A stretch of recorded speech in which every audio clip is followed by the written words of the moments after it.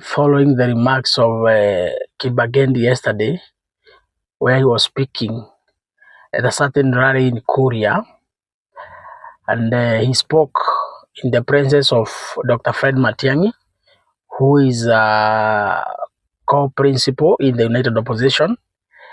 And I was surprised because how they castigated Rigathi Gachagua is like the discussion was about to label Rigathi Gachagua as a disuniting factor in the opposition.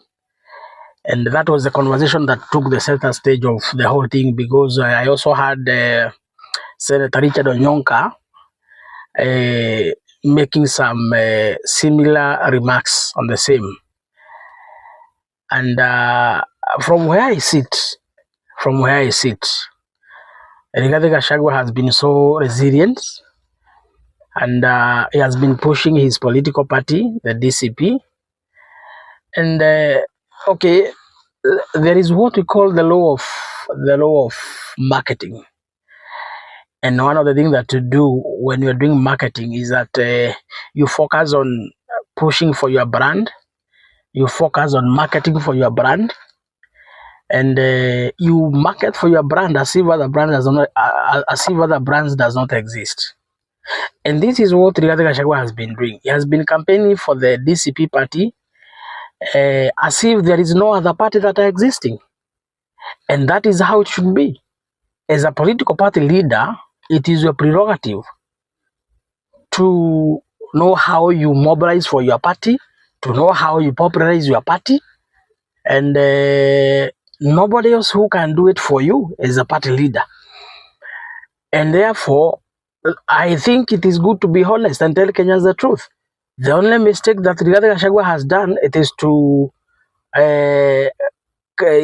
come up with the DCP party, to mobilize for the DCP party, to solidify his regional bloc, and to dearly hold together his troops. I think that is the only crime that Rigathi Gachagua has committed. Every person will come up with his voting bloc.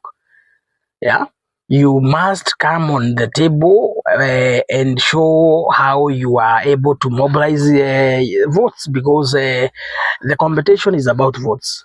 Yeah, na hii mashindano si ya urembo, na hii mashindano si ya kuongea kizungu, hii mashindano si ya kukata uoko, hii mashindano ni ya kura.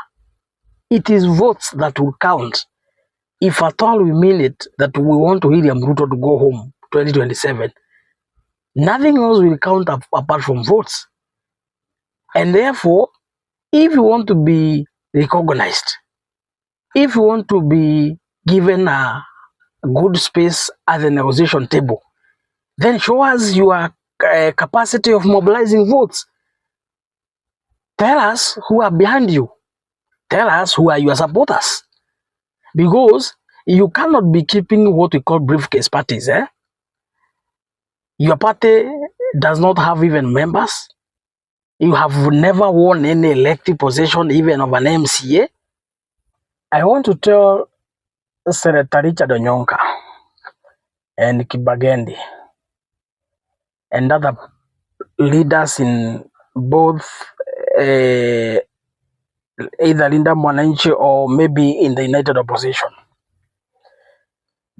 You have started trending on a very dangerous route. Labeling Rigathi Gachagua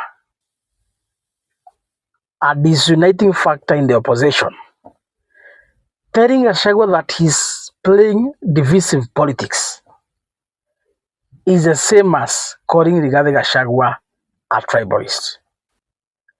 Today, the whole mountain is against William Ruto and his government, simply because of what they did to our son, Geoffrey Rigathi Gachagua, His Excellency.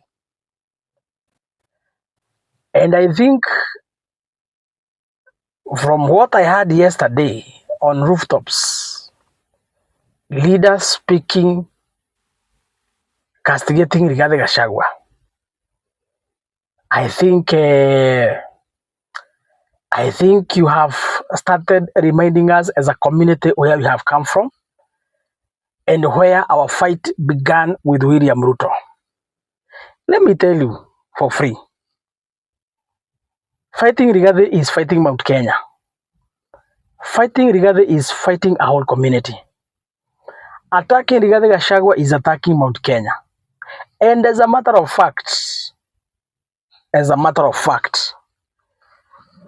Rigathi Gachagua is a man that we have given our mandate as a community to represent us in the national politics.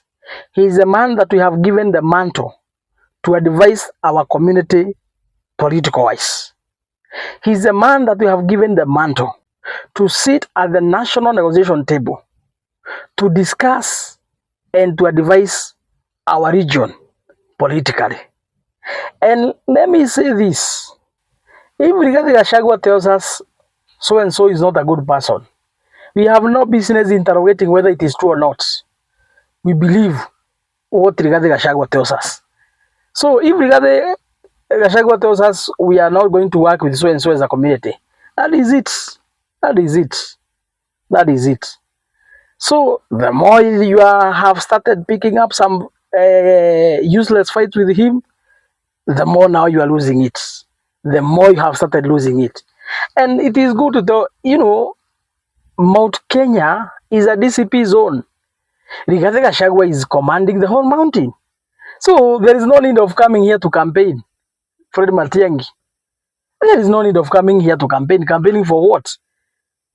Rigathi Gachagua has mobilized every person in the Mount Kenya and we are all behind him in Wanta movement, in our political party DCP. So stop wasting your time coming here. Go to other regions and look for votes. Solidify your region. Solidify your block. Yeah? Solidify your block. Rigathi Gachagua has done his part. And we agreed for Kalonzo Musyoka to solidify his block in Eastern region. Fred Matiang'i, you were supposed to solidify your region at Nyanza. And any other leader to solidify from where he's coming from. And that is the formula of winning an election. First and foremost, you start from Jerusalem before you come to Samaria and Judea and to other regions. So if you have not even managed to mobilize your background, people there are saying two-term, people there are branded William Ruto and UDA. What business do you have coming to? Who are you coming to convince at the mountain? In any case, we are the pioneers of this movement. We are the pioneers of this movement. We started the fight with William Ruto after he started persecuting our son and persecuting our people in the government. So, you guys be very careful. You are trending on a very dangerous route. Remember some of the leaders in the United Opposition? They played a part to impeach Rigathi Gachagua. And as a community, we are in the process of healing. As a community, we are just about to forgive them because of what they did to our son. But now, even before we heal, you have started kuchimbua zile vidonda ambazo zinapona by again now calling Rigathi Gachagua a divisive character in the United Opposition. Do you think we are going to work with you? Do you think we are going to work with you? Tutaangaliana.